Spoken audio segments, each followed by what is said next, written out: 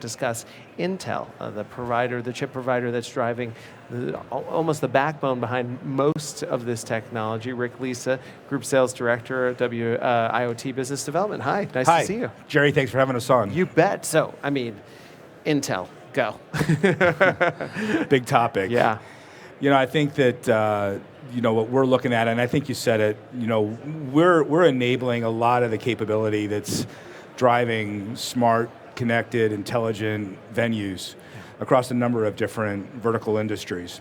About 3-4 years ago, as we built up our relationship with Realcomm, we really began to fully comprehend how impactful the technologies and the capabilities we have can drive next-gen scenarios with building and property management activities. So we've been investing quite heavily over the last 3 years in building a rich ecosystem and partners that are building market-ready offerings that can be deployed rapidly into the building environment.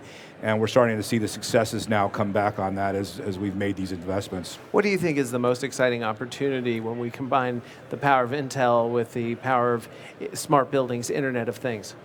Yeah, for us, what we've seen is the bridging of information technology and operational technologies to truly drive valuable insights back into the building. When people talk about Internet of Things, we tend to devolve to widgetry. We want to talk about the latest technology, and we're missing the point. This is about the data that we can create, capture, drive to a place where we can then perform applications and analytics on it to truly drive value back into the built space and even into new facilities as they're being built and designed.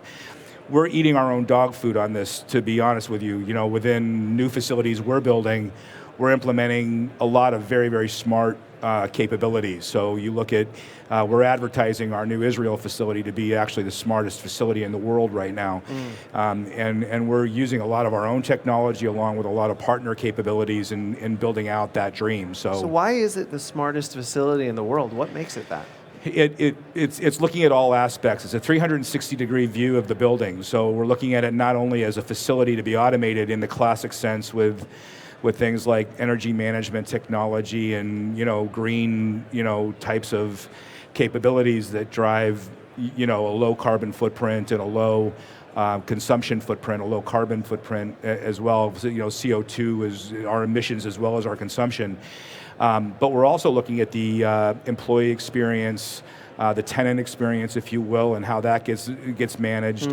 We're looking across all the processes that we run within those buildings to facilitate automation and to bring more things to bear that make it easier for people to get their jobs done. And we're a large manufacturing company, so there's quite a bit of technology we're applying in our own back end. So when you look at the premises, the people, the products, and the processes, it's fully comprehended across all the things we're trying to do in those facilities. What's one of your favorite pieces of smart technology? When you walk into a building, when you walk into an Intel building and the car does this or the door does that, what's some of the coolest stuff that you get to see that you enjoy seeing? Today a lot of what we're doing internally is focused either in our factory environment or in the premises environment. So I don't know, and a lot of the premises is more the back end operational aspects of the building as opposed to the things we're seeing more of that I as an employee would experience. Of course, we have a fully enabled environment. I think we have as many servers deployed in our business as we have employees, right? So we have a ton of, process automation within the business.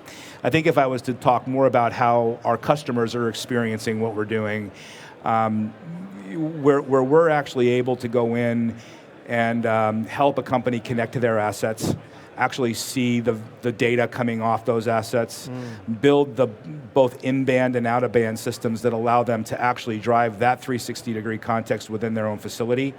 And then when they can layer the applications and analytics that truly allow them to go back and operationalize efficiency. And we're seeing that now with a number of our customers and a number of our partners, where we're actually realizing that dream of putting true value to the bottom line of a property management environment. So I think we're seeing it more so, obviously, with our customers than we are seeing it within our own business. Sure. And so from where I sit, it's the excitement's more in what we're actually now seeing happening live with customers in real live deployments that are truly returning that value that has been the holy grail of IoT. How can you really show you're driving bottom line results or even top line new services that drive revenue or income opportunities with the property management companies? I mean, behind me, Dell with their edge sensors are, their gateways are powered by you, And those sensors are the very thing that are allowing us to actually see, well, is the promise of IoT paying off? Which trends happening at this show have the most relevance to what you're trying to do? So I think the focus on data and applications, analytics, and value. So the shift from, the shift away from looking at these as insurmountable, tasks that were unattainable, to now we're truly seeing the shift where people are now seeing the value in data. I mean, this whole story of data is the new oil or data is the new currency, I think that's come alive in spades, especially here at IBCon this week. And I think just by the number of folks that are deployed around the facility here, you look at the number of applications and analytics that are now running on top of cloud-based solutions, cloud-based resources, or even on-prem capabilities where within owned data centers and owned clouds, we're starting to see real value being deployed back in terms of user services and building services that are truly driving results for the enterprise. Is there a place for standardization? I mean, it seems like everyone's using these things differently. How do you get everyone singing in harmony?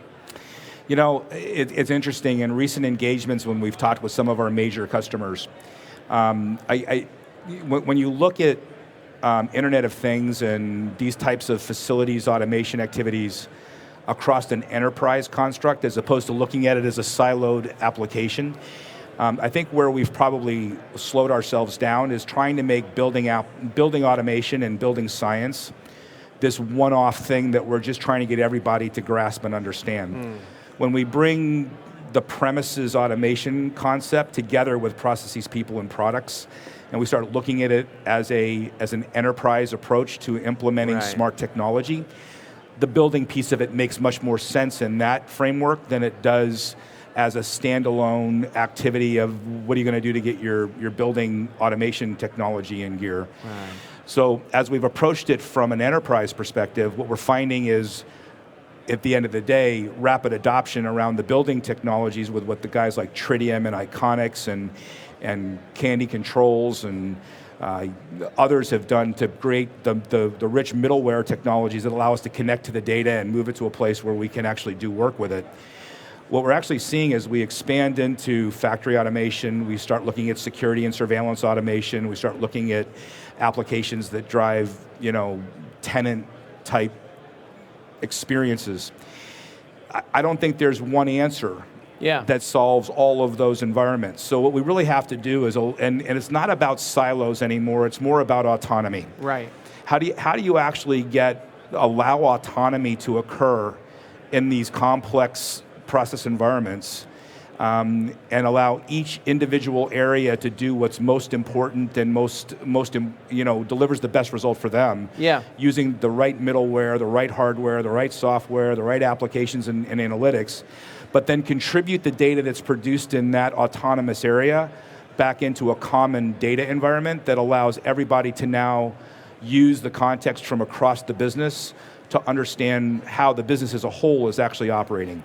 So whether we do that in a facility or we do it in a campus or we do it across a global enterprise, I think the opportunity that, again, what's that big shift that's happening is we're starting to see with products like Dell's offering and other partners of ours are offering, Advantech, HP, Cisco, as that gateway technology becomes more and more programmable and more accessible in terms of getting operational equipment to talk to it. And then from that point forward, everything looks like an information technology environment. We're actually accelerating the deployment. So the bridging of those two worlds through common appliances like Dell gateways and others built by our partners, it's transforming the rate of change within the environment, and it's actually accelerating the ability to deploy. So it's exciting to see what's happening. Well, Rick, thank you all, and thank you to Intel for pushing us faster and harder than we ever could before. We're excited about it. Thanks for having us on. You bet. Thank Jerry, you very thank much. you. Rick Lisa from Intel.